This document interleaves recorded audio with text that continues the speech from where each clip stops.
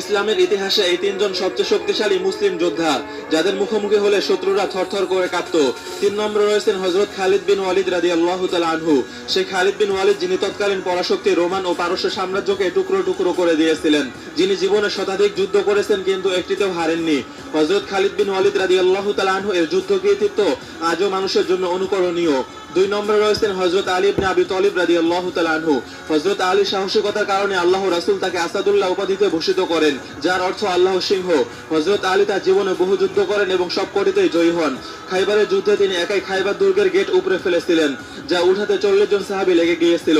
1 নম্বরে রয়েছেন ইসলামের শেষ নবী হযরত মুহাম্মদ সাল্লাল্লাহু আলাইহি ওয়াসাল্লাম। বীরত্ব ও সহানুভূতির সর্বশ্রেষ্ঠ দৃষ্টান্ত নবী হযরত মুহাম্মদ সাল্লাল্লাহু আলাইহি ওয়াসাল্লাম। বীরত্ব ও সহানুভূতির সর্বশ্রেষ্ঠ দৃষ্টান্ত দেখতে হলে হযরত মুহাম্মদ সাল্লাল্লাহু আলাইহি ওয়াসাল্লামকে দেখুন, যিনি সাহাবীদের এমন প্রশিক্ষণ দিয়েছিলেন যে তেনার পর সাহাবায়ে কেরাম সারা বিশ্বে ইসলামের পতাকা ছড়িয়ে দেন।